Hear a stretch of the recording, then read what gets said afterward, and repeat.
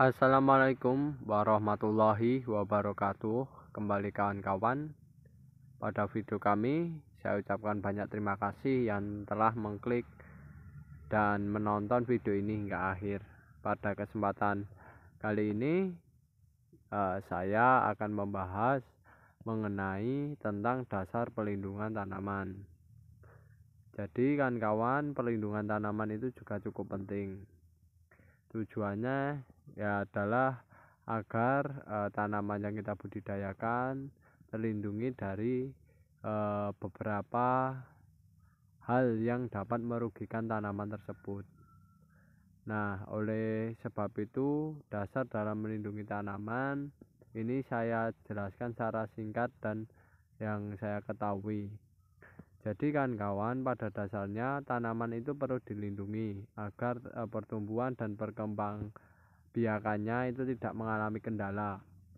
Karena nantinya kalau tanaman itu tidak kita lindungi, ada kerusakan pada bagian tubuh mereka, biasanya tanaman akan mengalami kendala ya kan, karena apalagi kerusakannya yang cukup besar menyerang bagian dari tanaman yang kita budidayakan, otomatis nanti akan berdampak pada hasil maupun produktivitas dari tanaman tersebut.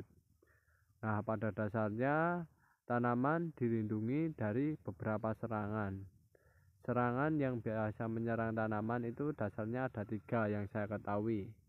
Yang pertama adalah hama, yang kedua adalah penyakit, dan yang ketiga adalah gulma. Ketiga serangan ini harus kita antisipasi agar apa? Agar nantinya ketika ketiga serangan tersebut menyerang tanaman yang kita budidayakan, setidaknya intensitas serangannya sudah tidak seganas ketika tidak kita antisipasi semacam itu. Alangkah lebih baiknya dalam melindungi tanaman, yaitu yang pertama adalah mencegahnya. Ya, mencegahnya dari serangan ketiga tersebut, hama, gulma, dan penyakit. Satu, mencegahnya.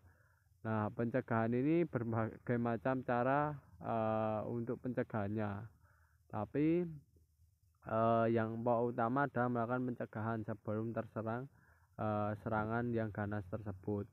Yang kedua yaitu pengamatan akan gejala ataupun tanda-tanda ya kan kawan, tanda-tanda yang berada pada tanaman yang kita budidayakan semacam itu. Nah, tanda-tanda tersebut bisa diekspresikan tanaman melalui satu, bentuknya yang berubah. Yang kedua yaitu bisa melalui warna, dan yang ketiga itu tanaman biasa melalui respon dari tubuhnya ya, kadang layu dan lain sebagainya. Nah, itu tanda-tanda ada serangan. Yang ke 5 yaitu yang ke selanjutnya setelah pencegahan, pengamatan ya kan pengamatan tanda-tanda gejalanya, lalu yang ketiga adalah melakukan proses pengendaliannya. Nah, pengendalian ini dilakukan ketika proses serangan hama sudah menyerang tanaman yang kita budidayakan semacam itu. Nah, pengendaliannya pastinya ada berbagai teknik dan caranya ya, ada secara mekanik, ada juga secara kimiawi, ada secara biologi, ada juga yang model secara teknis dan lain sebagainya semacam itu. Nah, yang jelas kawan-kawan yaitu kawan-kawan lebih baik dicegah terlebih dahulu sebelum terserang semacam itu. Akan tapi kalau sudah terserang kan lakukan pengendalian ya. Contohnya pengendalian mekanik, secara mekanis ya, pengendalian secara mekanis itu nanti bisa menggunakan alat ya, alat bantu entah traktor atau apa ya kan kawan. Nah, semacam itu. Lalu contoh perangkap, nah perangkap kan ya, contohnya perangkap jebakan hama kayak di sana. Nah, itu secara mekanis. Lalu kedua secara kimiawi, yaitu dengan penggunaan obat-obatan racun itu ya kan kawan, tapi ini sangat berbahaya, mohon jangan diberikan terlebih dahulu karena dapat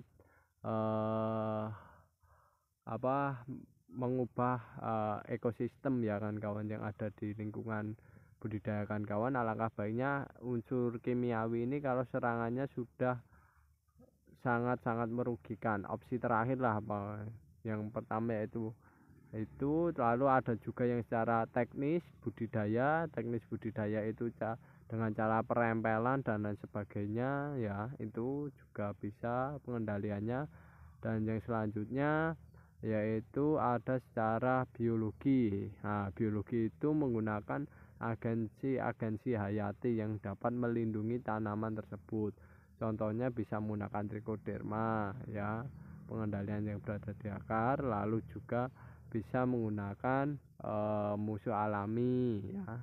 Dan ada juga biasanya kalau padi itu menggunakan revogia ya, untuk mengantisipasi hama, yang dimana revogia itu dibuat secara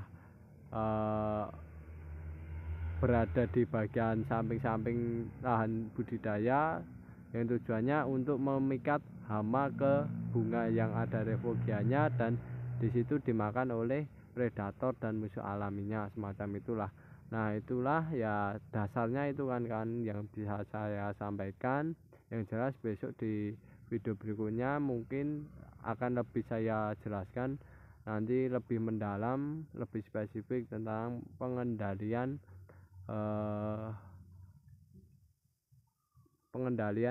pada proses budidaya tanaman yang kita tanam, semacam itu kan kawan ya. Tapi ini secara umumnya ya caranya kayak gitulah kan ya. Oke, itu dulu informasi yang saya sampaikan, semoga bermanfaat kawan-kawan.